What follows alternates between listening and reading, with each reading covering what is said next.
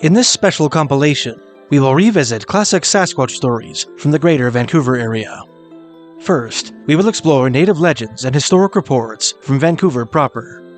Next, we'll travel north of Maple Ridge to Pitt Lake, one of the most mysterious places in all of British Columbia. Finally, we'll end our journey in Howe Sound, up the Sea to Sky Highway, where elders of the Squamish Nation tell stories about hairy giants that haunt the surrounding mountains. Enjoy.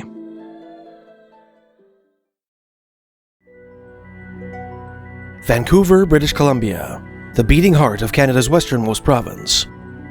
Sandwiched between Burrard Inlet and the north arm of the Fraser Delta, between the Pacific Ocean and the Coast Mountains, this coastal metropolis is renowned for its vibrant cultural scene, its ethnic diversity, and its elegant incorporation of natural beauty into its urban landscape.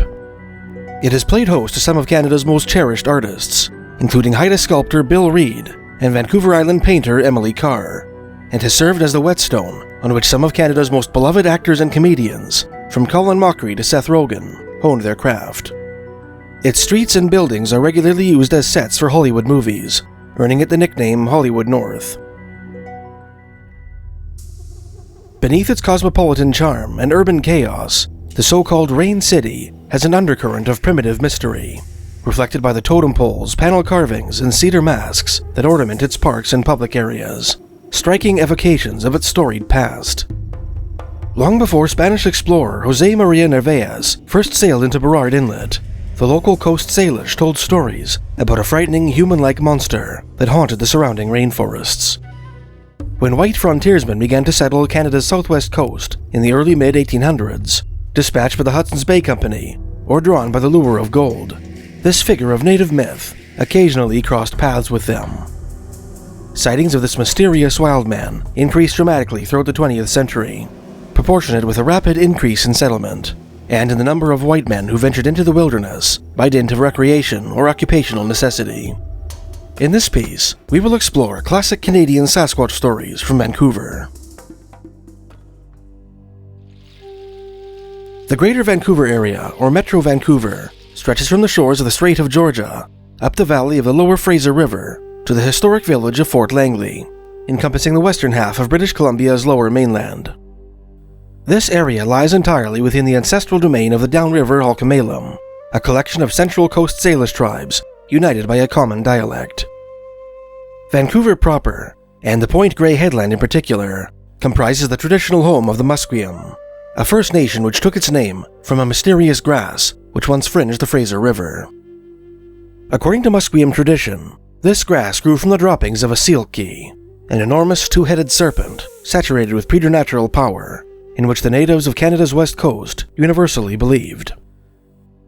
Another unusual creature to haunt the mists of Musqueam folklore was the Wild Man. American anthropologist Wayne P. Suttles expounded on this belief in his article On the Cultural Track of Sasquatch, which appeared in his 1987 anthology entitled Coast Salish Essays. The term Sasquatch, Suttles wrote, is well known at Musqueam as the name for a large, hairy, man-like creature that lives in the woods and mountains. Another human-like monster, about which the Musqueam told stories, was the Kulkalidal, or Evil Seeker, which Suttles' informants identified as the cannibal ogress of Vancouver Island mythology. According to a Musqueam elder named James Point, the Sasquatch and the Kulkalidal were members of the same species, the former being male, and the latter being female.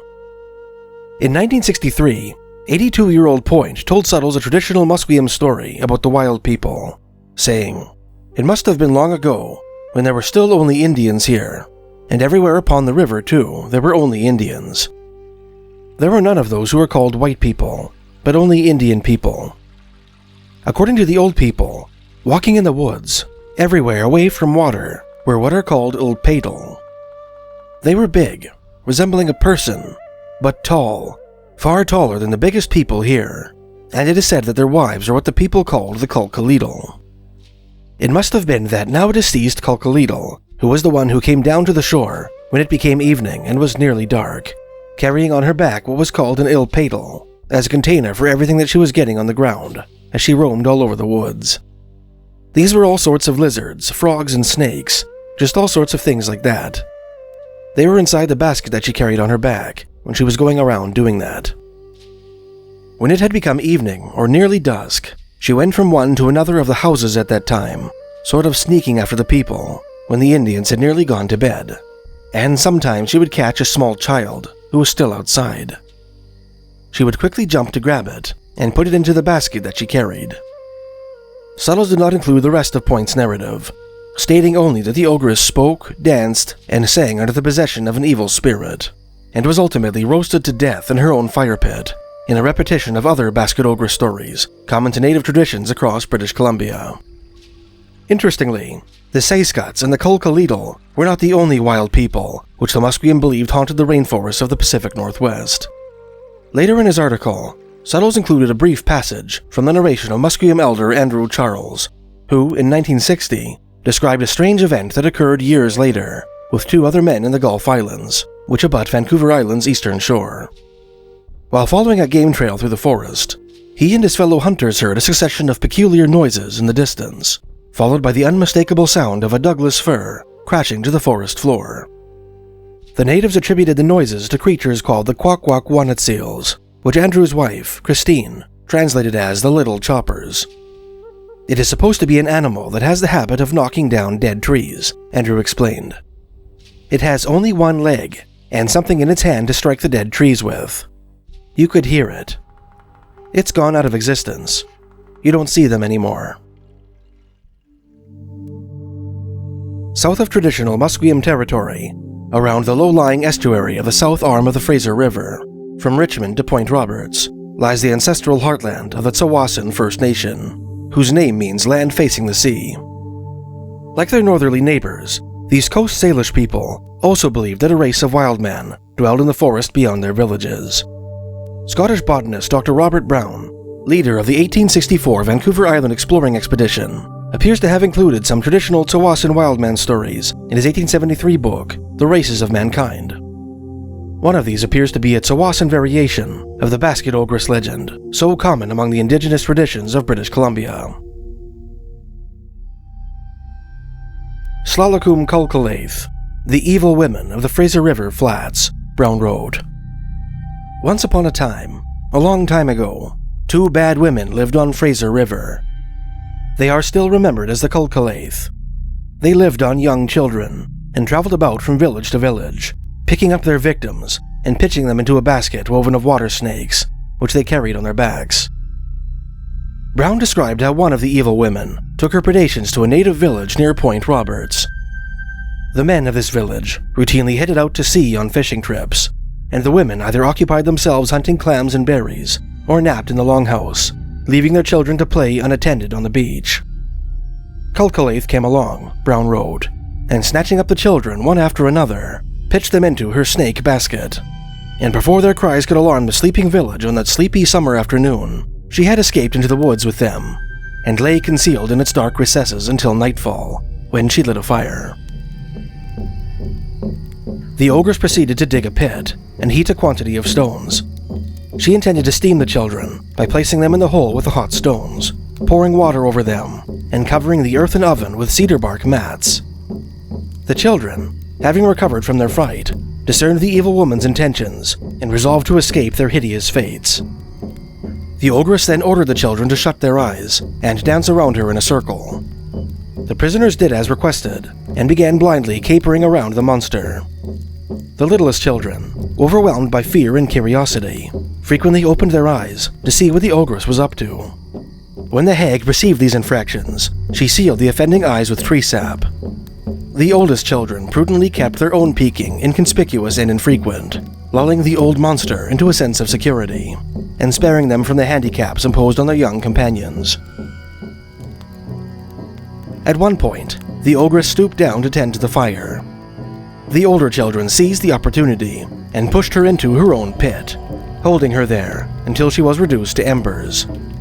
But her evil spirit lived after her, Brown concluded, for out of her ashes, blown about by the wind, sprang the best of mosquitoes, which even now troubles mankind. East of Tsawwassen country, from present-day Surrey to Fort Langley, lies the historic homeland of the Kwantlen, another downriver Hokomalum nation with tales of wild women. Dr. Robert Brown included one of these stories in his aforementioned book, the sequel to the Tsawasan legend of the Slalakum Kulkalaith. Following the death of her kinswoman, the other ogress to terrorize the natives of the Fraser Delta when searching for human victims on the shores of Mud Bay, at the southern end of present-day Surrey. While prowling along the beach, she spotted a pair of young fishermen spearing salmon from their canoe and called out to them, begging them to ferry her to her home. Too terrified to deny her, the boys acceded to her demand and paddled ashore. On the pretext of keeping their passenger dry, they prepared a tall seat from cedar branches, which they piled to the gunwales. The ogress lay atop this bed, and the young men guided their craft out into the ocean. When they reached deep water, the fishermen jerked the canoe violently, pitching their unwanted passenger into the sea. The monster clawed desperately for the canoe, but was unable to reach it, and drowned in the waters of the Salish Sea. The Indian thinks that she yet lives at the bottom of the sea, Brown wrote, and devours drowned men. This story, in one form or another, is found among all the northern tribes, as far as the Queen Charlotte Islands or further. The botanist went on to explain how a certain Haida chief ordered one of his canoe mates to shoot him if it seemed inevitable that they would capsize, preferring the quick mercy of a musket ball to the appalling prospect of ingestion by the evil woman at the bottom of the sea.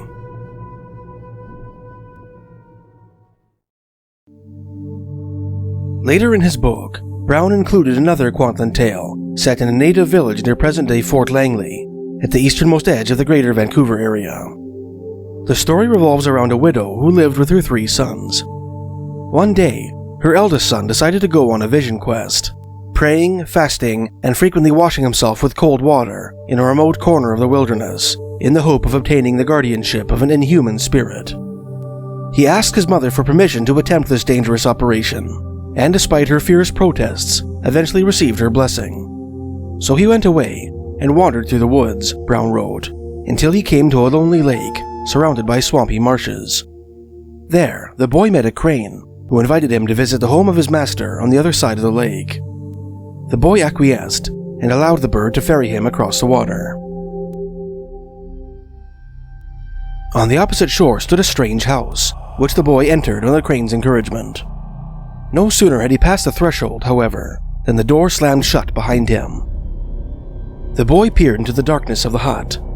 Before him, he could faintly make out a hulking, human-like form looming in the shadows. As his eyes became accustomed to the gloom, the vision quester realized, with a thrill of horror, that the figure was glaring at him, with a single eye set in the midst of its face.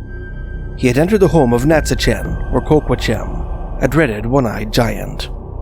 The Cyclops promptly killed the boy, tore out his heart, and placed it on a bench beside his body. Back in the village, the mother knew that something terrible had befallen her son, a sentiment which was verified when the boy failed to return home from his vision quest within the customary period. Her second eldest son resolved to find out what had become of his older brother, and received permission to do so from his reluctant, grieving mother. Like his ill-fated predecessor, he found the lake in the swamp, was taken by the crane to the home of the Cyclops, and had his heart removed and placed beside his body. Now the widow was very sorry at their not returning, Brown wrote, but still she could not oppose the wish of her last son when he wished to go after his 2 brothers. The same thing happened to him. He was ferried over the lake, and his heart taken out by the giant, and laid beside his body on the bench, where already his 2 brothers were. When her last son failed to return from his errand, the widow wept bitterly, until her tears soaked the earth. Despite her grief, the woman had the presence of mind to clean up her tears, lest some evil medicine man find them and use them to put a curse on her. Accordingly, she gathered some moss and wiped at the tear-soaked ground. Her eyes were very dim with weeping, Brown wrote, so that she could scarcely see, but as she looked down at the moss, she was astonished at seeing a little child lying where the moss was. So she took it up and laid it on her couch. Next day, he had grown up a big boy, and next day was a full-sized man. "Ah," said the people, "he is a great medicine man." This unexpected gift did not assuage the woman's grief, and she continued to weep for her lost sons. Seeing this, the medicine child, as Brown's informants called the mysterious creature, assured the widow that he would find her sons and bring them back. Donning a robe made of woodpecker skins and arming himself with a sword made from elk horn, the medicine child set out into the forest on the trail of the three boys. Like the widow's sons, the medicine child found the swampy lake and accepted the crane's invitation to visit his master's home. When he reached the hut, however, he refused to go inside, insisting instead that the crane's master meet him in the open air. The giant agreed to this and made to exit his house. As he stooped in the doorway, the medicine child beheaded him with a single swing of his elkhorn sword. He then entered the house, found the corpses of the three brothers, and returned their hearts to their chest, restoring them to life. The boys returned home, to the inexpressible joy of their mother. Reunited once again, the family lived happily in their village on the Fraser River, accepting the medicine son, as they called him, as one of their own. Over time, however, the family began to neglect the medicine son, making him despondent. One evening, when his mother forgot to call him for supper, the mystery boy sulkily curled up in his blanket and went to sleep. When the mother finally came to rouse him, she shook the blanket and discovered that the boy had disappeared, leaving in his place only the tuft of moss with the tears from whence he had sprung. Now they were all very sorry, Brown concluded, for they were no longer any better than other people, but he could not be recalled. The medicine youth had disappeared as strangely as he came. In the Strait of Georgia, just off the northeastern end of Vancouver's Stanley Park, stands a striking outcropping known as Sasquatch Rock. According to Squamish legend, the Squamish being a Central Coast Salish nation, endemic to northerly Howe Sound and the Squamish River, this unusual lithic formation is the petrified corpse of a man turned to stone in ancient times by demi-deities called Transformers. On June 14, 1939, a Vancouver pioneer named William Mackey told a story to Major James Skit Matthews, the city of Vancouver's first archivist, which hints at an old Squamish belief that Sasquatch Rock was once the abode of a wild man. This tale first appeared in Volume 5 of Matthews' periodical Early Vancouver, and was reprinted in the archivist's 1955 book, Conversations with Quetzalano, 1932 to 1954. William Mackey claimed that his uncle and namesake worked as a lumberjack at northerly Moodyville, now North Vancouver, on the northern shores of the Burrard Inlet, cutting masts for sailing ships. One day, the elderly Mackey was obliged to pass by Sasquatch Rock in an Indian dugout canoe, accompanied by a young native boy.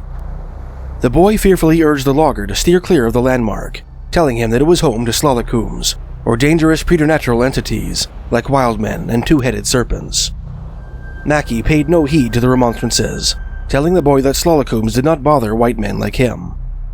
This did little to reassure the boy, who dove to the bottom of the vessel and covered himself with a blanket, shivering with fear. Moved by his companion's terror, Mackey called out to the rock in Chinook jargon, telling the unseen spirits to leave them alone, and that there were only white men in the canoe. The pair passed Sasquatch Rock unmolested. Several days later, back in Moodyville, the elder Mackey encountered his erstwhile canoe companion, who was accompanied by a native friend his age. The boy told his friend that the lumberjack had boldly defied the monster that haunted Sasquatch Rock, which he referred to as a big teeth, big hair in Chinook jargon.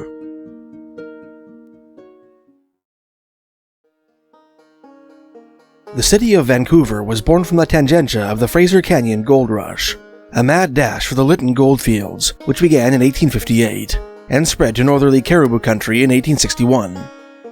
In order to serve the ever-growing throng of stampeders, which trickled in from California, New York, Eastern Canada, and the British Isles, farmers and manufacturers began to set up shop along the Fraser Delta. Although initially concentrated in New Westminster, the springboard from which prospectors launched their British Columbian enterprises, some of these auxiliary industrialists began to plant their roots along the northerly Burrard Inlet, a deep natural harbor more accommodating to steamships, on which low-grade coal had been discovered. One such pioneer was Captain Edward Stamp, an English master mariner and veteran of the Crimean War, who in 1867 established a sawmill that would come to be known as the Hastings Mill at the northeastern edge of what is now the district of Kitsilano. That same year, another English steamboat captain named John Dayton, nicknamed Gassy Jack for his talkative nature, established the Globe Saloon nearby, providing a much-needed watering hole for thirsty sailors and mill workers. A small settlement sprang up around the public house, whose residents dubbed it Gastown, in honor of the Globe Saloon's garrulous proprietor. The town was officially surveyed in 1870 and christened Granville after the United Kingdom's colonial secretary. Granville was selected as the terminus of the Canadian Pacific Railway, which would connect British Columbia with Canada's eastern provinces. It was renamed Vancouver in honor of the British Royal Navy officer who charted the Burrard Inlet during his 1792 exploration of the Pacific Northwest. On June 13, 1886, 1 year after the railway's completion, and a mere 2 months after Vancouver's incorporation as a city, a fire swept through the seaside settlement, destroying most of its wooden buildings. From the ashes of this great Vancouver fire, a modern city was built, which exploded in population throughout the late 19th and early 20th centuries, initiating its transformation into the metropolis it is today. As a general rule, historic wildman sightings typically occur in wilderness areas, far from the noise and activity of the big city. Despite this, Vancouver proper lays claim to a small handful of Sasquatch reports, which lie scattered throughout classic Bigfoot literature. The oldest of these is the story of Squamish chief August Jack Catalano, a well-liked and respected figure who grew up during Vancouver's early days, from whom a considerable portion of Squamish ethnographic information derives. In a 1957 article for the Victoria Daily Times, journalist Larry Stanwood included a brief description of a story that Chief Catalano told 26-year-old Renee de Hinden, a Swiss-Canadian Sasquatch researcher who was planning an expedition into the Coast Mountains in search of the legendary wild man. Sometime in the 1880s, the chief claimed, a 9-foot-tall female Sasquatch was captured and put on display in New Westminster, then the main settlement in the region, which lies in the Fraser Delta, just southeast of present-day Vancouver proper. The old chief says he saw the creature in New Westminster, where she was caged and exhibited for 10 cents a peek, the journalist declared. The captive, says the chief, was taken to Victoria for exhibition, but would not eat, and soon died. Despite some significant discrepancies, Catalano's tale strongly evokes the story of Jacko, a juvenile wild man supposedly captured by Canadian Pacific Railway workers in the summer of 1884 near the mouth of the Fraser Canyon, which was allegedly held in the New Westminster jail before being shipped to Victoria. Unlike Catalano's 9-foot-tall female Sasquatch, however, Jacko was said to be a male, standing 4'7". It must be mentioned that most researchers who have written on the Jacko story have dismissed it as a hoax perpetrated by mischievous British Columbian journalists, disregarding several eyewitness testimonies made by both natives and whites, which attest to the truth of the story. If Chief Catalano's brief account is truly related to the Jacko story, then its New Westminster connection is merely incidental to the tale's primary setting at the mouth of the Fraser Canyon. One classic Sasquatch sighting, definitively set in Vancouver proper, is said to have occurred in around 1925 in Stanley Park, a 1,000-acre forested area which comprises the northwestern half of Vancouver's downtown peninsula. The story was related by Dorothy Bailey, a woman from Sydney, BC, of Vancouver Island, and published in the May 7, 1957 issue of Vancouver, BC's The Province. American cryptozoologist Chad Arment reproduced the account in his 2019 book, The Historical Bigfoot. Back in 1925 or 1926, Bailey told the press, my mother had taken my sister and I to the wonderful playground in Stanley Park. We were playing near the edge of the playground by the bushes when she let out a scream and grabbed me to run to mother. In her description, she had seen a gorilla-like man standing up, towering over the bushes. It was standing still, watching us play. To this day, I have often wondered if anyone else may have seen the same thing.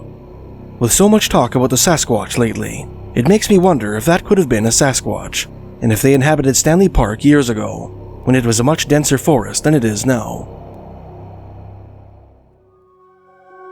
Just south of Vancouver proper, cradled by the north and south arms of the Fraser Delta, lies Lulu Island, home to the city of Richmond, British Columbia. Present-day Richmond is perhaps best known for boasting the highest concentration of ethnic Chinese per capita in all of Canada, its demographic makeup having earned it the epithet North America's most Asian city. Back in 1966, however, the so-called Garden City was a quaint municipality with a population of 50,000, whose populace had not yet been enlarged by the influx of Hong Kong immigrants who would pour into the greater Vancouver area in the 1980s and 90s. That summer, the rural outskirts of Richmond are said to have been visited by one of the Slolikum, whispered of in Tsawwassen campfire legend.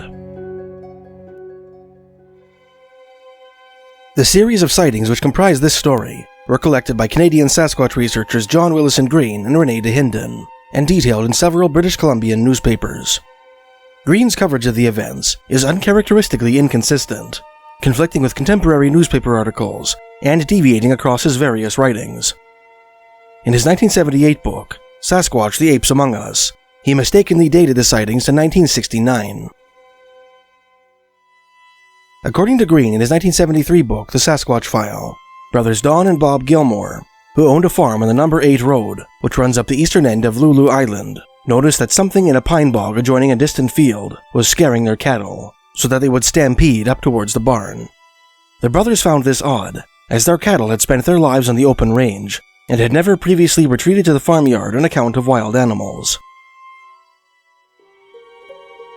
On July 15th, while shingling the farmhouse roof with his hired hand, Hank Porst, Don heard the familiar rumble of beating hooves and stood up to investigate.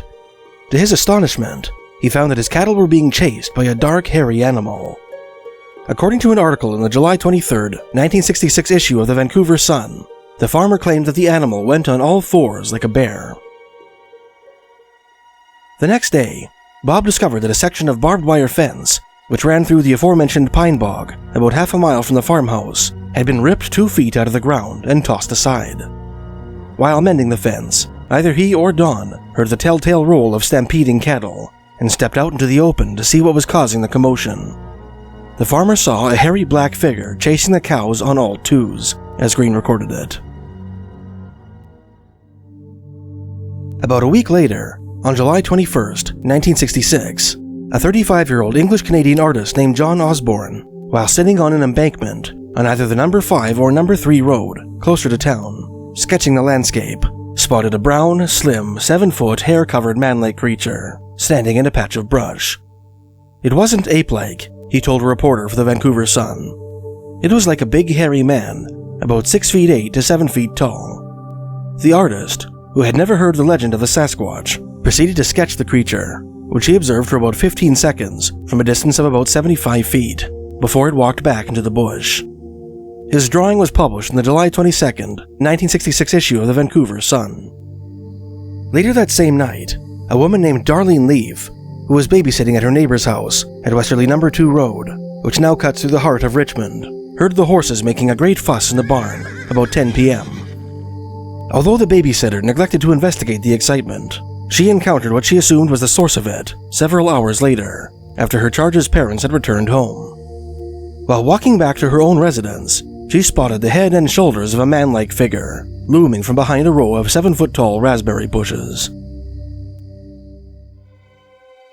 The following morning, a Richmond store owner named John McKernan was driving along the banks of the Fraser River, perhaps on what is now River Road, when he saw a hairy giant stride on 2 legs across a perpendicular dirt road, apparently heading in the direction of a farm. It came out from behind a tree and disappeared in some bushes, Green wrote, beside a large drainage ditch. Green and DeHinden, who were in the Richmond area investigating the reports of Leaf, Osborne, and the Gilmore brothers, interviewed McKernan that day and examined the scene of his sighting. Although they failed to locate any tracks, they found evidence of something large having bedded down in some nearby bushes. Green included his own analysis of the July 1966 Richmond sightings in Sasquatch: The Apes Among Us, writing, "The report suggests that the thing had probably crossed to the north side of the river, onto the island from a large bog on the south shore, where a fair variety of wildlife is still reported to live, although it certainly wouldn't harbor a Sasquatch population. It had apparently hung around in a similar bog near the farm for a few days, then gone exploring farther west, finally heading back to where it had come from."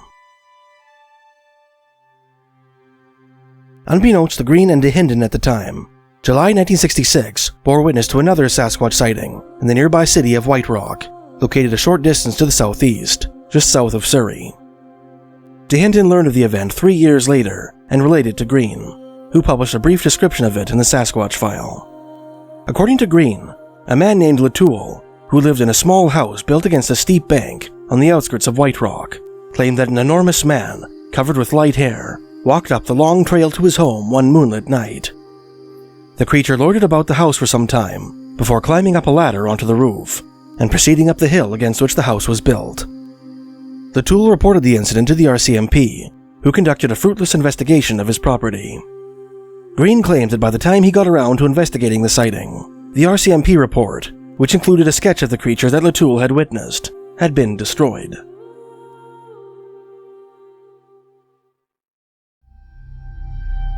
If you drive half an hour north of Maple Ridge, British Columbia, a city at the northeastern edge of the Greater Vancouver area, you'll leave the lush farmland of the Fraser Valley for a gloomy wooded corridor drawing you into the coast mountains. This road takes you to the southern terminus of Pitt Lake, a large U-shaped body of water sandwiched between the Coquitlam and Garibaldi mountains. With the exception of its southern end, the lonely shores of this glacial lake are silent and desolate, accessible only by boat and floatplane. For over a century, Pitt Lake has earned itself a reputation as a place of mystery. It is the setting of one of Canada's greatest lost treasure legends, a tale of murder, execution, and a secret golden bonanza known as Slumac's Lost Mine. It is said to be home to a species of mysterious black alligator, referred to in cryptozoology books as the Pitt Lake lizard, and it is the site of several disturbing, unsolved disappearances. Another mystery enshrouding this remote sylvan haunt is the alarming number of wildman reports made by its visitors. The oldest of such stories are the traditional tales of the Katsi, a division of the Central Coast Salish downriver Hulkamalum, endemic to Pitt Lake, its outflow Pitt River, and nearby Pitt Meadows. In his 1955 book, The Faith of a Coast Salish Indian, Canadian anthropologist Diamond Janis explained that an entity called the Timber Giant was one of at least 4 mythical creatures in which the Katsi believed, the other 3 being the two-headed snake, the lightning snake, and the warrior spirit. There are 2 timber giants, Janis wrote, Sasquatch and Shieya. Anyone might meet the former, even a white man, but he would derive no benefit from the encounter, since Sasquatch was an ordinary creature, unable to confer any power. Only a man who purified himself, on the other hand, ever met Shieya, who then became his guardian spirit and gave him great physical strength. Shieya always carried a small stick, one stroke of which would topple down a small tree, 3 strokes the biggest tree in the forest. The Shieya's tree-felling proclivity strongly evokes the Kwakwaka nut seals, or little choppers, described by anthropologist Wayne Suttle's Musqueam informants Andrew and Christine Charles, who were said to have a habit of knocking down dead trees. Interestingly, when Suttles asked the Charles couple their opinion on the Katsi Shieya, they stated that the creature was known as the Siele in their own dialect, and that the Musqueam regarded it as some kind of monkey or something. Later in his 1955 book, Diamond Janis related a story told to him in 1936 by a Katsi shaman named Old Pierre, who lived near the village of Port Hammond, British Columbia, now a suburb of Maple Ridge, which borders the Fraser River. This tale is about a man named Slamakwa, who obtained the guardian spirit of the Shieya. He could strip apart the 2 prongs of an elk skull that 10 strong youths, 5 pulling on each side, could not separate, the anthropologist wrote. On one occasion, Slamakwa's brother used a long pole to tear a strip of birch bark off a tree, and proposed that the 2 of them return the following day to collect the remainder of the bark before another native in need of firewood could avail himself of his work. Without a word, Janis wrote, Slamakwa slapped the trunk of the tree and shook it. All the bark to the very summit broke loose and tumbled down. American anthropologist Wayne P. Suttles commented upon Janis's work with the Katsi in an article entitled On the Cultural Track of the Sasquatch, published in his 1987 anthology Coast Salish Essays. It is not clear in what sense Sasquatch is an ordinary creature, Suttles wrote. Other creatures that Old Pierre said might become guardian spirits include a number of mammals, birds, fishes, reptiles, and even insects, as well as inanimate things, all of which are real to Europeans, and also a number of beings that are mythical to Europeans. These last include beings that have human form, but live far away, where they are encountered by the wandering vitality of the power seeker. Perhaps what made the Sasquatch ordinary to Old Pierre was its being human in attributes and nearby. Suttles went on to describe how he worked with old Pierre's son, Simon Pierre, in 1952, and obtained different information about the wild man of Katzie tradition than Janice had learned from Pierre Sr. In addition to the Sasquatch and the Shieya, Simon described two more human-like monsters called the Stialat and the Tholmaquas, which he claimed were very similar to the Sasquatch. All four creatures had the ability to disappear into thin air. Once up on Pitt Lake, Suttles wrote, an old woman had a sturgeon hanging in front of her house. She saw a Sasquatch wading toward it and fired a rifle into the water ahead of him, and he was gone. Simon described the Shieya as his father had, as a creature that knocks down trees, and added that it was the meanest of them all. Simon also told Suttles that Slumac, the old Katzie Indian responsible for the tale of lost gold near Pitt Lake, had discovered his legendary bonanza after obtaining the guardianship of a Shieya. Simon also knew of the cannibal ogress called Kulkalit, Suttles continued. She caught children and took them home in a basket and ate them. Pierre told the anthropologist that he had only heard of two such beings in existence. One of them was said to have been overpowered by native warriors at what is now Musqueam Village, at the southwestern end of Vancouver's Point Grey Peninsula, and drowned in the Strait of Georgia. Simon described the creature as a spirit, a word which few of Suttles' Katzie informants applied to the legendary wild men, and declared that it could vanish into thin air, like the other man-like monsters of Katzie tradition. Throughout the late 19th and 20th centuries, untold prospectors wandered into the mountains beyond Pitt Lake in search of Slumac's lost gold, and never returned. While many of these gold seekers likely succumbed to the implacable forces of nature which reigned supreme in that rugged stretch of West Coast wilderness, there is speculation that some of those who disappeared near Pitt Lake were captured or killed by the wild men, whom Katzie legend says haunt the slopes. Speculation notwithstanding, the first white men to catch a glimpse of the Pitt Lake wild men, and live to document their tale, were a stockbroker named Cartwright, a bachelor known to his friends as Carty, who ran an office on Vancouver's Dunsmuir Street with his business partner, Mr. Crickmere, and an unnamed witness with a passion for geology. In 1933, Cartwright, an experienced outdoorsman, organized an 8-man party to investigate rumors of an abandoned mine at the head of Pitt Lake. Among the group were the unnamed witness and his wife. One weekend, the party piled into Cartwright's cabin cruiser motorboat and proceeded up the lonely lake. The unnamed witness described the experience in a letter dated December 15, 1968, sent to John Rogers, a columnist for the Vancouver Sun. Rogers, in turn, gave a copy of the letter to Canadian Sasquatch researcher John Willison Green, who reproduced it in his 1970 book, Year of the Sasquatch. In the morning, Rogers' informant wrote, "We left the rest of the party to amuse themselves for the day, and Carty and I climbed 1,500 feet and rested at the edge of a small plateau to eat our lunch. We had our good haversacks and small hammers, but were otherwise unarmed." A movement behind a thicket some quarter-mile away caught my eye, and I said, "Carty, there's something down there." He looked, and then asked for the field glasses.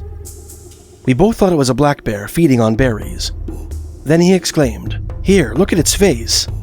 Through the glasses it was quite plain, a human face on a fur-clad body. "What the hell?" I said. "He must be a hermit of some kind. But look at the size of him." Carty replied, "Wait until he leaves, and let us go down and look at the tracks." So we waited. I don't think the creature saw us, though he or she may have sensed us, as presently it went away across the plateau and vanished among the rocks. We went down after a suitable interval and examined the tracks, which were quite distinct. Carty looked pretty grim and said, "Let's go back. What you have just seen is a Sasquatch. Don't mention this to anyone, not even to your wife. No one will believe you. You'll just be laughed at, and you'll have a miserable time of it. Just forget the whole thing and keep quiet." So I did, and I have, until now. In his 1981 book, Sasquatch, The Apes Among Us, Green revealed that Rogers' informant, in a later letter addressed to himself, explained that the tracks the creature left in the sparse alpine dirt seemed to be large human footprints bereft of claws, and that the berries it had been eating were a type of Oregon grape, tart blue fruits, also known as barberries, which are common in the Pacific Northwest. When it walked, the creature shuffled off on 2 feet without haste. The next major Pitt Lake sighting, which Green included in his books, took place in June 1965 and was unearthed by a 1967 inquiry made by the BC Provincial Museum. While prospecting at an elevation of about 400 feet in the mountains northwest of Pitt Lake, 2 brothers came across fresh footprints in the snow. Although John Green, who covered their discovery in various of his books, chose to keep them anonymous in order to preserve their professional reputations, Irish-American cryptozoologist Peter Byrne identified the siblings as Ron and Lauren Welch, whose job was to seek out minerals on behalf of a large mining company. The prints were enormous, Green wrote, twice as long as their own boots, and as wide as a boot is long. In another of his books, the cryptozoologist clarified that the tracks were about 24 inches long and 12 inches wide at the base of the toes. They were perfectly flat, he continued, and showed 4 clear toe impressions, with a big toe on the inside of the foot like a man's. The stride was double a man's stride. Snow in the bottom of the prints was tinted pink. In the midst of the tracks were 3 parallel lines in the snow, which seemed to indicate that the maker of the tracks had been dragging or pushing something. Twin lines on either side of the tracks were deep and narrow, while a solitary line which ran between the footprints was shallow and wide. Keenly aware of the exceptionality of this discovery, one of the brothers produced a pen and paper and made a sketch of the weird prints. The brothers then followed the tracks up a valley to a frozen alpine lake. The prints proceeded across the lake to a large hole in the ice, which appeared to have been made deliberately. Unsure of what to make of the tracks, the brothers began to skirt the edge of the lake. Suddenly, at around noon, they became aware of a colossal figure standing at the edge of the forest, watching them from the other side of the lake. The mysterious observer appeared to be covered with auburn hair, which lightened to a yellow hue around the hands. According to Peter Byrne, the creature was actually a uniform dark brown, almost black. It had a human-like head, massive square shoulders, and long dangling forearms, with hands that reminded the prospectors of canoe paddles. Its hair seemed to be longer on its head and shorter on its arms. The creature swayed from side to side as it watched the prospectors, as if shifting its weight from one foot to the other, its arms dangling loosely at its sides. Judging from the nearby trees, the prospectors estimated that the creature measured between 10 and 14 feet in height. Despite its imposing size, the creature did not seem to pose an immediate threat, and so the unarmed prospectors decided to sit down to enjoy a chocolate bar and a cigarette, content to study their strange observer from a distance. One of the brothers took the opportunity to sketch the figure's outline on the same sheet of paper on which he drew the footprints. When they finished their refreshments, the Welch brothers decided to continue on their journey, leaving the huge creature in its static position at the edge of the trees. The following day, the prospectors discovered 2 pairs of human-like tracks, one 18 inches long and the other 10 inches long, in the hard, compact snow of a neighboring plateau. Like the pair of tracks they had come across the previous day, the larger of these 2 prints led to a small lake, which had a large hole deliberately punched through its center. Several days later, the brothers returned to the scenes of their discoveries by helicopter, accompanied by a reporter from the Vancouver Sun. After photographing the large prints they had first discovered, which were badly melted, they came across another, fresher pair of tracks, which led to the edge of a cliff.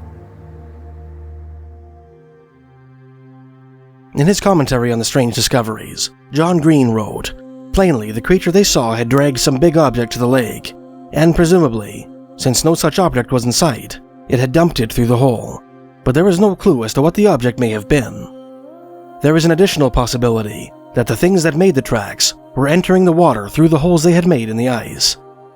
Green went on to explain that he and fellow Sasquatch researcher, Swiss-Canadian cryptozoologist René de Hinden, flew over the mountains beyond Pitt Lake in a bush plane shortly after they discovered the brothers' tail, but were unable to discover any holes in the ice of alpine lakes.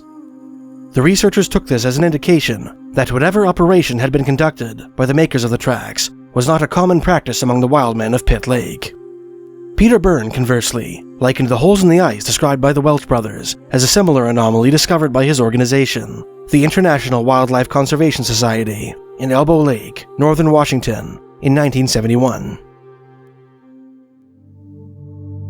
The story of the Welch brothers inspired cryptozoologists Lauren Coleman and Patrick Weig to designate the Pitt Lake Giant, as they called it, a distinct subspecies of North American wildman, in their 1999 book, The Field Guide to Bigfoot, Yeti, and Other Mystery Primates Worldwide. They classified this creature as a member of the true giant family, a taxonomic category of their own devising, whose constituents are described as being generally 10 to 20 feet tall, with lean bodies, and covered with reddish-brown or dark hair that is longer on the head and thinner on the arms. Like the Pitt Lake Giant, members of the true giant family were said to leave footprints with 4 visible toes.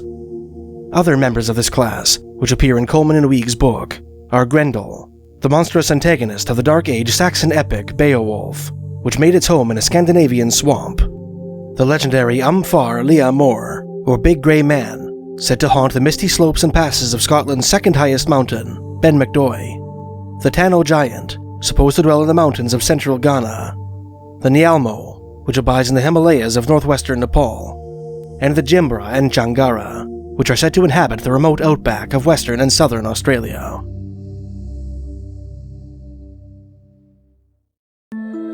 If you drive north of Vancouver, across the Lions Gate Bridge, through the city of North Vancouver, beyond Horseshoe Bay, you'll come to the scenic Sea-to-Sky Highway, which runs along the eastern shores of Howe Sound.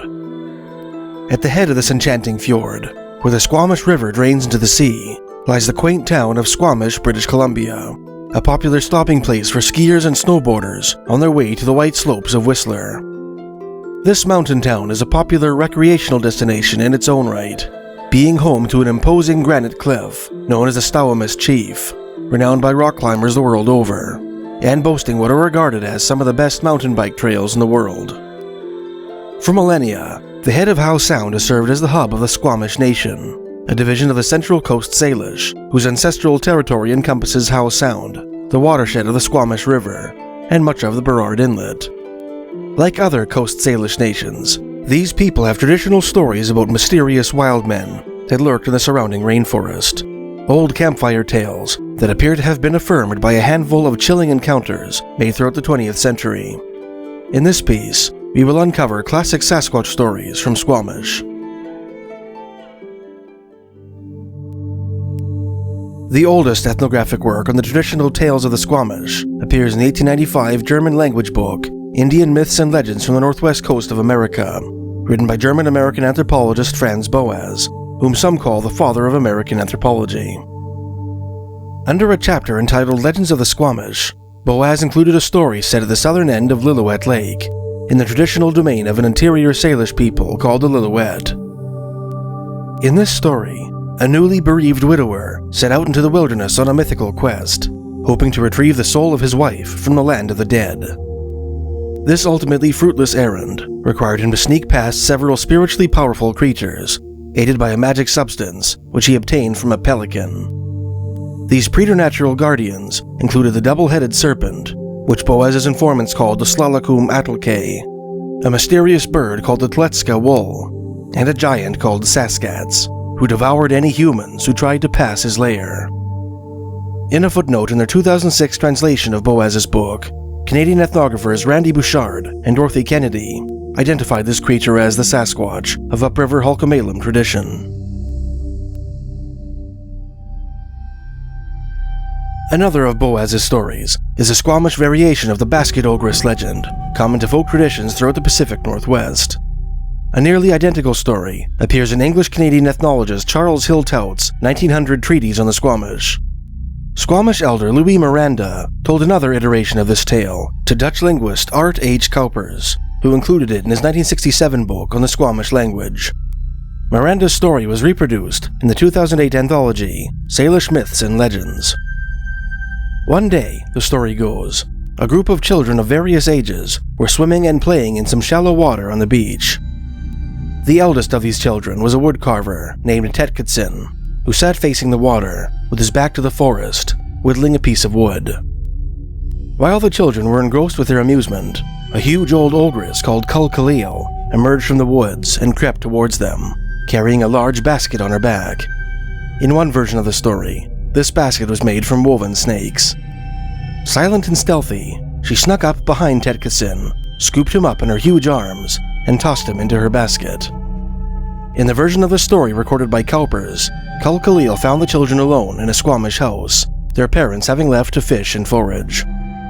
After capturing Tetkasin, the ogress snatched the rest of the children one by one and threw them into the pack with the carver, luring some of the children with strips of cedar bark, which she pretended were pieces of dried salmon. When the last of the children were stowed away, Cul Khalil set off through the woods for her lair. Unbeknownst to his kidnapper, Tetkasin still carried the knife with which he had been carving. While the ogress was trudging up the forest trail, he used his blade to slice a hole in the bottom of the basket, out of which he helped the littlest children to slip. Each time a child fell from the basket and hit the forest floor with a thud, the ogress stopped and asked what the noise was. Each time, the carver convinced her that the thudding was simply the sound of her own heels hitting the ground. In time, Cul Khalil reached her lair and dumped the remaining children from her basket. After building a huge fire, on which she placed a number of large stones, she set about preparing a quantity of tar, with which she planned to glue the children's eyes shut. Correctly ascertaining her intention, Tetkasin urged the other children to screw their eyes shut as tightly as they could when the tar was applied, so that as little as possible would stick to their eyelids and lashes. Some of those who followed his directions were afterwards able to open their eyes a crack, while the rest were rendered temporarily blind. When she was convinced she had sealed the eyes of the children, the ogress painted herself and began to dance around her fire in preparation for her impending meal. Tetkasin complimented Cul Khalil, whom he endearingly referred to as his grandmother, on her dancing ability, and urged her to caper a little closer to the children. The ogress acquiesced. When she was within arm's length, the carver pushed the monster onto the fire, setting her hair ablaze. Shrieking, the ogress demanded that the carver help her out of the flames. Tetkasin grabbed a stick and extended them towards the ogress, as if beseeching her to grab hold of it. Instead of pulling the monster from the fire, however, he used the stick to prevent her from escaping the flames, protesting all the while that she was too heavy to haul out. While Tetkasin was struggling to keep the ogress on the pyre, the rest of the children found some grease nearby and used it to wash the tar from their eyes. When they were able to see clearly again, they helped the carver pile wood onto the fire, and soon the ogress was reduced to ashes, which transformed into snowbirds as they scattered in the wind. In some versions of the story, the snowbirds are lice that flew from the ogress's burning hair. Free at last, Tetkasin took the children back home to their parents, who had given them up for dead.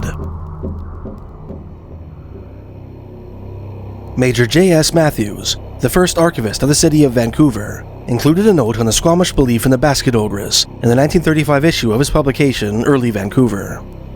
Matthews received this information from Captain Charles Cates, Jr., a tugboat captain, and the son of a prominent pioneer of what would become North Vancouver, who would go on to serve on several anthropological and historical committees, be made an honorary Squamish chief, and serve as the mayor of North Vancouver. According to Matthews, Deeks Creek, a waterway which empties into the eastern end of Howe Sound, just north of Lions Bay, was said to have once been home to an ogress who ate children, who carried her prisoners off in a basket woven from snakeskins. Then one day, when she had a little boy in her basket, Cates told Matthews, the sun got hot, and the snakeskins stretched, and the little boy in it squeezed out, and ran home and told the people. Cates' tale was reiterated by Squamish chief August Jack Catsalano, who told Matthews that the Squamish regarded Deeks Creek as an evil place that was to be avoided. The basket ogress is not the only wild person that appears in traditional Squamish tales. In his 1900 book, Hilltout included an old campfire story which purports to explain the origin of forest dwellers called Smaidledal, or wild people. A succinct introduction to these legendary beings appears in the abstract of a 2007 paper written by Squamish archaeologist Dr. Rudy Reimer Yumpks. The native peoples who inhabit the Pacific Northwest coast possess oral traditions concerning cryptozoology, including the wild people, also known as Sasquatch or Bigfoot, Reimer wrote. For the Squamish nation, these are wild people, or Smailil. Squamish historical accounts indicate that these wild people and humans are, or once were, related. This common ancestry indicates long-standing cohabitation within Squamish territory. The wild people origin story related by Hilltout seems to be a Squamish variation of a werewolf legend shared by the neighboring Stallo and the northerly and unrelated Dogrib. the canine version of which Hiltout interestingly included later in his book. In this tale, the maiden daughter of a Squamish chief was regularly visited in the night by a mysterious male stranger who took pains to conceal his identity in the darkness. After several of these nocturnal visitations, the girl found herself pregnant, to her father's mortification. Desperate to learn the identity of this mysterious intruder, the girl put paint on her hands before she went to sleep and smeared it on the mystery man's back when he came to her that night. The following morning, the girl discovered her paint on the back of her father's slave, who routinely slept at the foot of her bed every night. When the chief learned that his slave had impregnated his daughter, he took the two of them into his canoe and paddled downriver until he reached a canyon with sheer walls. In his 2007 paper, Reimer Yamsk indirectly identified this chasm as a section of Mill Creek, which drains into Howe Sound about 7 kilometers southwest of Squamish, running by the bygone wood fiber pulp mill. There, on a shelf of rock, the chief left the lovers to die. Against all odds, the starstruck couple managed to scale the cliff on which they had been abandoned and wandered into the forest above. After days of weary traveling through the mountains, they came to an inland lake where they decided to settle. Over the years, the princess and the slave raised a large family on the shores of the wooded lake. Their children intermarried, spawning a large tribe of tall men who lived without tools and clad themselves in undressed furs, yet maintained use of the Squamish language. By dint of their primitive lifestyles, these people became great hunters and developed senses as keen as wild animals. The Squamish who encountered these savages in the wilderness referred to them as the wild people.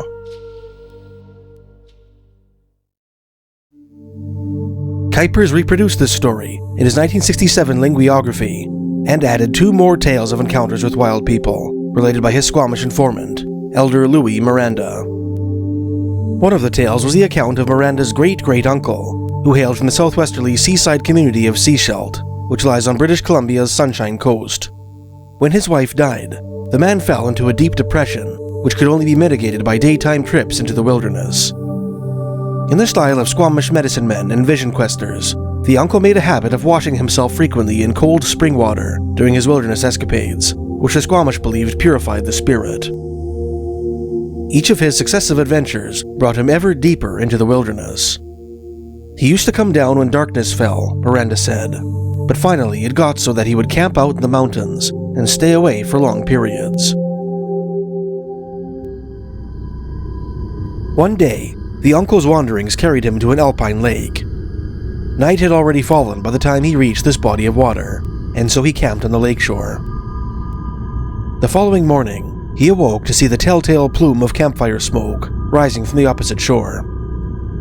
Although he couldn't make out any human figures on the other side of the lake, he spotted a herd of mountain goats fleeing for their lives, as if pursued by a predator. This was accompanied by the distant sound of what he first took to be the barking of dogs. Assuming that the person on the opposite shore was a native hunter, the uncle made his way around the lake, determined to greet his mysterious neighbor. When he came close, Miranda said, what he had kept for dogs came at him, and it turned out to be wolves. Presently, their master appeared, a giant, who quieted his pack. The uncle boldly approached the huge hunter, who, as if to impress an idea of his strength upon the newcomer, drew his massive bow and shot an arrow clean through a nearby tree. Not to be outdone, the uncle selected a rotten stump, drew his own bow, and shot an arrow through the decayed wood. Apparently pleased with this display, the giant greeted the uncle and identified himself as one of the wild people. The giant then invited the uncle to accompany him to his home in the mountains, which offer the hunter accepted.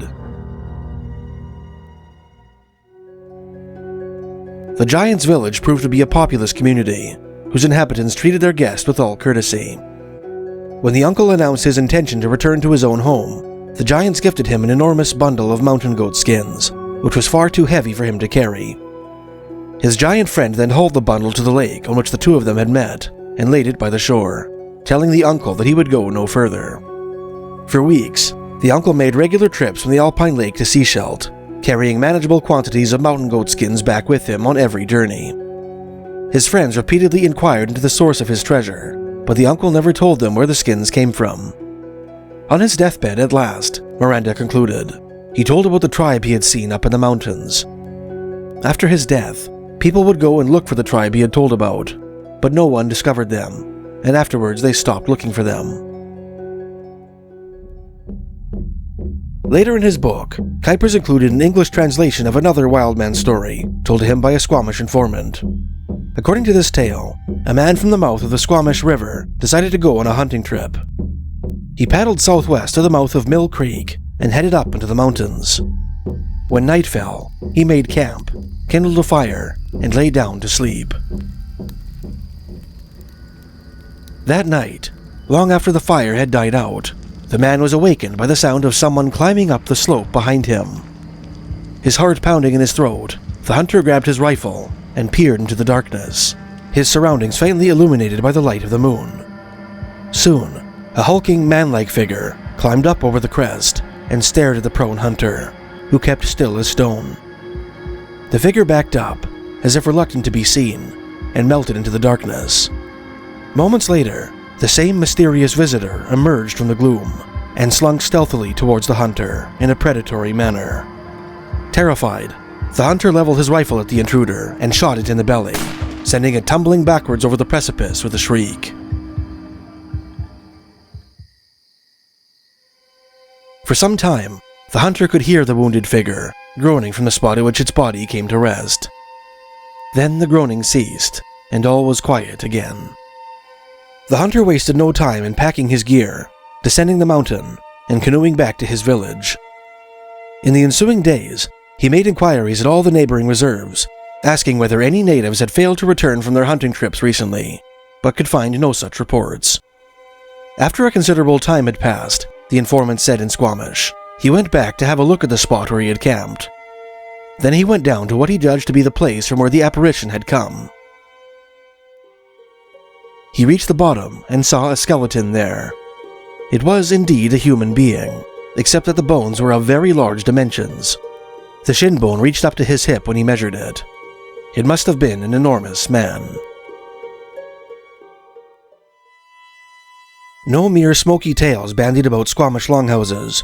Reports of wildman encounters in the Howe Sound area were made regularly throughout the 20th century. In his 1978 book, Sasquatch: The Apes Among Us, Canadian Bigfoot researcher John Willison Green briefly alluded to a story told to him and his fellow researcher Rene de Hinden by the aforementioned Captain Charles Cates Jr., who served at the time as the mayor of North Vancouver. Charles Cates had grown up as a neighbor of the Indians on a North Vancouver reserve, Green wrote. He told us that a friend of his had been one of a group of people camped on Anvil Island in Howe Sound when a Sasquatch put its head into their tent at night. Anvil Island, incidentally, lies a mere 3.5 kilometers west of the mouth of Deeks Creek, which the Squamish said was once the domain of a basket ogress. In 1957, 3 years prior to his death, Cates wrote Green a brief letter stating that the Squamish name for the wild man sounded somewhat like Smile-Lick. Their stories always seem to have the same description as to their physical appearance, he wrote. And also, the Indians did not use the existence of these creatures to tell any fantastic tales about them. They merely refer to them by name, adding that they are quite shy and will do no harm, the reference always being quite casual. Also, I knew 2 or 3 old men who said that in their youth they had seen the creatures in various parts of the coast, as apparently they were quite plentiful years ago. In his 1973 book, The Sasquatch File, John Green alluded to the mysterious tracks of a 2-legged animal discovered by a Vancouver man north of Squamish in the winter of 1964. According to Rene de Hinden, who interviewed the witness, the man claimed that the tracks were 18 inches long. Green made brief mention of a similar wildman sign discovered in March 1969 in his 1970 book, Year of the Sasquatch, and his 1973 book, On the Track of Sasquatch. A man checking his summer cabin 6,000 feet up a mountain near Squamish, BC, he wrote, found bipedal tracks taking 6-foot strides in deep snow. The feet were bare and had 5 toes.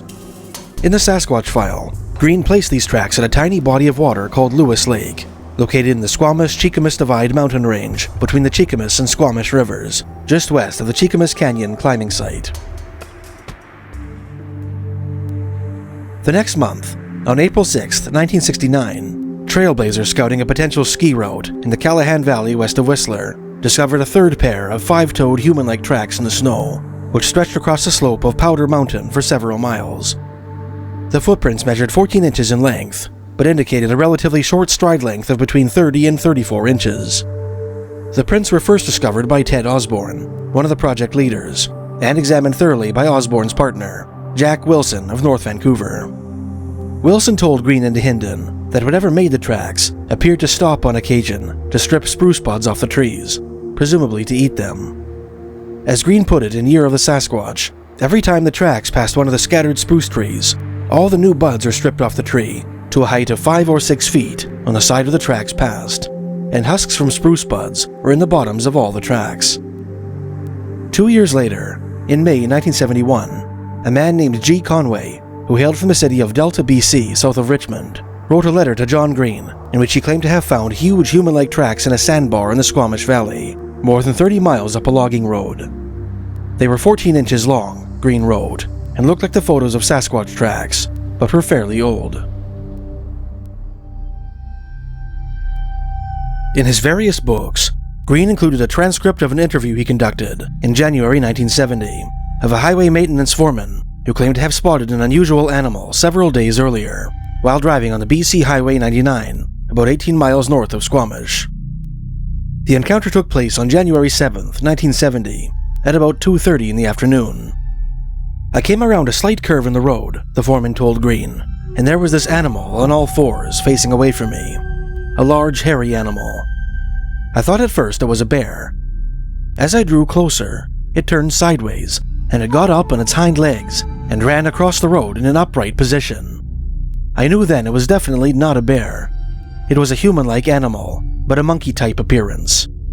The foreman told Green that the creature stood at least 7 feet tall, had a sturdy build, appeared to weigh about 250 pounds, and possessed human-like proportions, with the exception of an imperceptible neck and a very prominent stomach.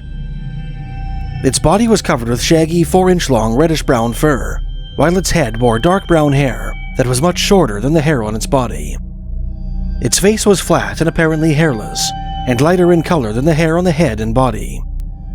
The creature looked directly at the foreman as it strode across the road, its face bearing an expression of either terror or rage, which startled the construction worker. Intriguingly, the witness noted that the creature clutched a 10-inch-long fish in a single hairy fist. Its hand swung along when it was running across the road, the foreman elaborated, and when it was climbing the bank, it did use its left hand a couple of times. It bent slightly forward like a man would do, and assisted itself or balanced itself up the incline with its left hand, still holding the fish with its right hand. Irish-American Sasquatch researcher Peter Byrne investigated this very same sighting, and published his findings in his 1973 book, The Search for Bigfoot, and his 2015 book, The Hunt for Bigfoot. Several of the details he unearthed differ considerably from Green's findings. While Green neglected to identify the highway maintenance foreman, refraining in his earlier books from even naming the location of his sighting, in accordance with the man's desire for anonymity, Byrne identified the witness as William Taylor, who hailed from the northeasterly town of Pemberton. Byrne wrote that Taylor's sighting took place on a bitterly cold December afternoon in 1971, nearly 2 years after Green's January 7, 1970 date. And while Green claimed the sighting took place about 18 miles north of Squamish, which would place it between the Cheakamus Canyon picnic site and Lucille Lake, Byrne claimed that it occurred about 6 miles southwest of Alta Lake, just before the Cheakamus River waterfalls, on a hairpin turn blasted through the mountains. Both of these vague locations conflict with Byrne's more specific placement, on a bend in the road adjacent to a CPR bridge over the Cheakamus River, which lies just south of the Cheakamus Canyon picnic site. Incidentally, this location lies less than 5 kilometers northeast of Lewis Lake, where a cabin owner found barefoot human-like tracks in the snow the previous year. Byrne interviewed Taylor in his Pemberton home, and found him to be an intelligent, rational man of obvious credibility.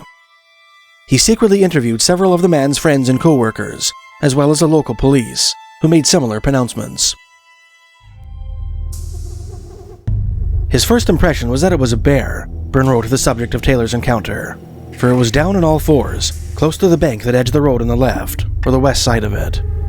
Then it stood upright, and as he drew his truck to a sudden halt, it walked quickly across the road to the opposite bank. It climbed this bank, watching him as it did so. Then it went over the top of the bank, which is about 20 feet high at this place, and, walking upright, disappeared. As he had during his interview with Green, Taylor described the creature he saw as having a massive build and a large protruding stomach, and claimed that the entirety of his body, with the exception of its face, was covered with 4-inch long dark reddish-brown fur. This time, however, he estimated its weight to be between 300 and 400 pounds, an approximation considerably greater than the 250 pounds he proposed to Green, and a mass more accordant with its great height and robust build. As with Green, Taylor told Byrne that the creature held a 10-pound fish in its hand, with its fingers curled around the fish's body. However, in Byrne's retelling, the fish was held in the creature's left hand instead of its right. He believed that this creature must have fallen off the bank, Byrne wrote, or maybe jumped down and landed on all fours, because it seemed to rise awkwardly when it got to its feet. It walked upright all of the time that he watched it, and only once, when it was climbing the steep bank on the east side of the road, did he see it put a hand down. It seemed to do this to steady itself, as a man may do when climbing a steep slope. It did not run, but walked rapidly across the road, and kept its head turned towards Taylor, and its eyes locked on him, until it reached the bank. Taylor described the look as menacing, and although he was perfectly safe, in the steel cab of a big solid truck, with both doors securely locked, he said that he felt the hair on the back of his neck begin to prickle, and a cold feeling creep over him that was simply fear.